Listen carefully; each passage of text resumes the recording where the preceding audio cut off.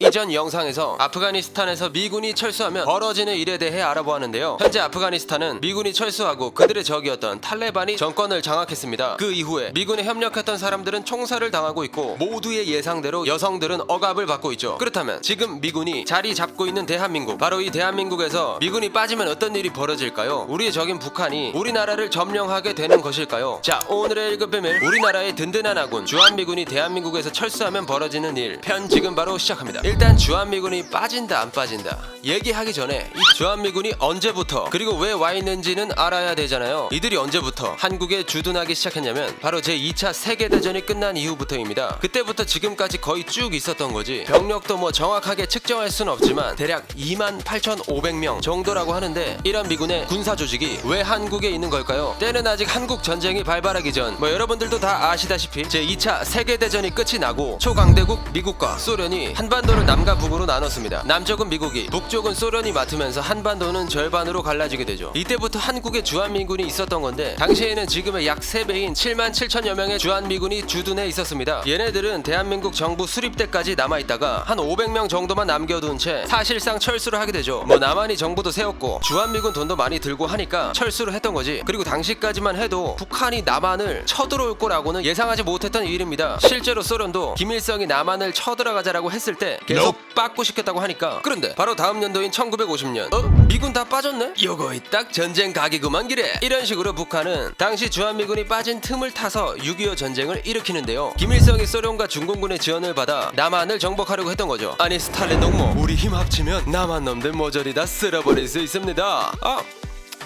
미군도 없다고 하니까 오케이. 근데 미군 오기 전까지 다 밀어버릴 수 있는 거 맞지? 굳이 섭섭하게 당연한 말을 합니까? 내 당장 쳐들어갈 준비 다 해놨습니다. 이렇게 소련도 미군이 오기 전까지 다 점령 가능하다고 판단해 전쟁을 수락했던 겁니다. 결국 6.25 전쟁이 일어나고 북한은 순식간에 남한을 점령해 나갔죠. 게다가 미국은 우리나라와 너무 멀리 떨어져 있었다 보니 전쟁이 일어난 뒤에 한국으로 오는데 시간이 많이 걸리기도 했는데, 실제로 한국에 미군이 도착할 때에는 이미 대한민국 대부분이 점령당한 상태였습니다. 그러다 보니 전쟁이 끝난 이후 주한미군은 쭉 대한민국에 상주하게 된 거죠. 아니 주한미군 한번 뺐다고 그 이 났는데 어떻게 또 빼겠어. 그렇게 전쟁 이후 미국은 32만 명의 군인을 한국에 주둔시켰습니다. 이후로는 축소와 철수 논쟁 등으로 주한미군의 수가 줄어들어 현재는 약 28,500명 정도만 남아있게 된 거죠. 결국은 주한미군은 북한을 견제하고, 그리고 그 뒤에 중국, 러시아를 견제하기 위해 존재하는 겁니다. 아니 그래, 군대 배치시켜 놓는 건 좋은데 진짜 효과 있는 거 맞아? 일단 주한미군의 주 임무는 북한의 위협으로부터 대한민국을 방어하는 건데요. 더 나아가 북한, 중국 등 공산권 국가로부터의 자유 진영을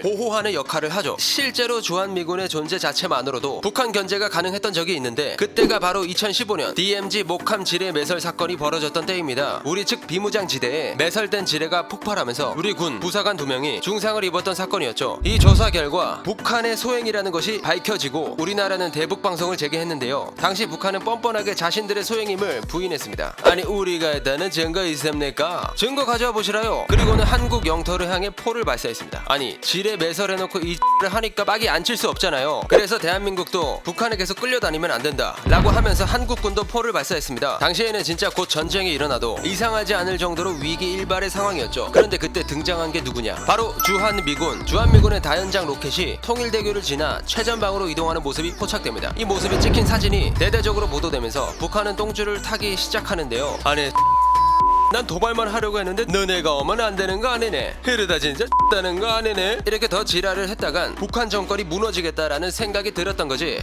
전님들 저희 대화합니다. 일단 그 지뢰 도발 사건은 진짜 유감이야.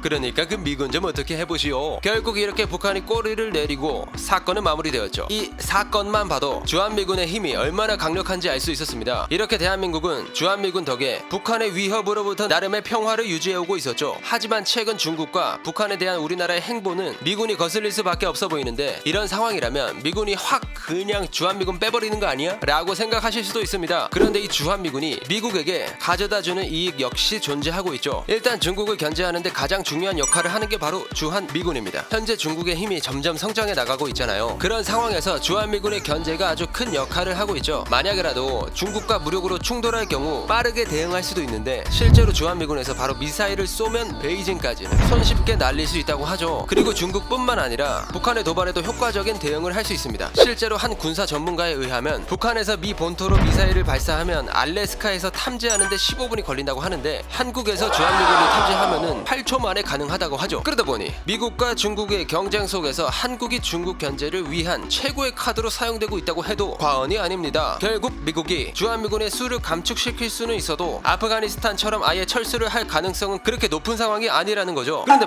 진짜 만약이라도 주한미군이 철수하게 되면 어떻게 될까요? 6.25 때처럼 진짜 전쟁이라도 나는 걸까요? 만약 주한미군이 한국에서 철수하면 진짜 상황이 심각해집니다. 아니 뭐 우리나라가 아무리 그래도 북한 군사력을 압도하는데 뭘 심각하긴 심각해 라고 생각하실 수도 있는데 남북 간 군사력은 재래식 무기만 놓고 보면은 절대 북한에 질 수 없긴 합니다. 실제로 이명박 정부 때인 2009년에는 남한의 전력이 북한의 전력을 10% 앞선 것으로 분석된 적이 있었고 2019년 평가에서는 남한이 세계 6위, 북한이 세계 25위로 남한이 크게 앞지른 것으로 나타났죠. 국방비의 경우에도 남한이 북한에 비해 40배나 넘게 사용한다고 하니까 그런데 아무리 군사력이 북한보다 앞선다고 해도 문제가 하나 있는데 바로 북한의 핵무기의 위력이 얼마만큼인지 다들 아시죠? 그러다 보니 재래식 무기만으로 대처하는 것은 한계가 있는 것도 사실입니다. 많은 전문가들 역시 북한 방어에 주한미군의 역할이 절대적이라고도 이야기하니까 실제로 북한이 핵실험 혹은 미사일을 발사할 때면 핵에 관한 여론이 형성되는데 독자적인 핵무장을 하자, 미국의 전술핵을 재배치하자 등의 주장이 나오죠. 이런 상황에서 주한미군이 철수하게 되면 어떻게 될까요? 당연히 대한민국의 안보는 위험해질 거고 다시 핵무장에 대한 여론이 나오기 시작할 겁니다. 남북 간의 핵 균형을 위해 우리도 핵을 가져야 한다 라는 주장에 힘이 실릴 텐데 그렇게 된다면 미국은 과연 한국의 핵무장을 보고만 있을까요? 당연히 UN 제재 등 강력한 제재가 들어올 겁니다. 만약 그걸 감수하고 핵을 만들게 된다면 핵 도미노 현상이 일어날 가능성도 있죠. 핵을 만들지 못하거나 미국의 전술핵을 배치하지 못하면 상황은 더 끔찍합니다. 이전과 같이 북한이 남침을 시도하지 말라는 법은 없으니까요. 실제로 김일성은 1970년대 주한미군 철수 계획을 예의주시했는데요. 그때 역시 남한을 침략할 계획을 세우고 있었던 거죠. 결국 주한미군이 철수하게 되면 북한은 더 강하게 압박, 아니 공격을 해올 것이고 그 뒤에는 중국과 러시아가 있을 겁니다. 그리고 북한뿐만이 아니라 중국, 러시아 모두 핵을 보유하고 있는 나라인데요. 핵이 없는 국가와 핵을 보유한 국가 간의 전쟁은 말하지 않아도 결과가 뻔히 보이는 게임이죠. 다시 말해서 주한미군이 철수해 미국이라는 방패가 사라지게 된다면 우리나라는 여러분들의 생각보다 훨씬 빨리 무너질 수도 있다는 이야기입니다. 실제로 이번 아프가니스탄의 경우에도 마찬가지였는데요. 미군이 철수하고 얼마 지나지 않아 정부가 해체되고 탈레반이 정권을 차지했죠. 심지어 탈레반은 7만, 정부군은 30만이라는 병력 차가 존재했는데도 너무나 빠르게 탈레반에게 정권이 넘어갔습니다. 게다가 저 정부군 30만은 지금까지 미군의 지원을 받았던 군인들인 걸 감안하면 더욱 처참한 결과죠. 과연 이런 상황에서도 우리나라가 북한보다 잘 산다고 그리고 군사력이 좋다고 주한미군의 철수를 간과해도 될까요? 미국의 아프간 철수라는 메시지를 보고도 무시하고 최근 우리나라의 행보처럼 중국을 빨아 제끼며 놀아도 되는 것일까요? 자, 그럼 우리나라가 아프간처럼 되지 않기를 바라며 오늘의 1급 비밀 마치도록 하겠습니다. 다음에 또 다른 진실만을 담은 서류 1급 비밀 파일 들고 찾아오도록 하겠습니다. 감사합니다.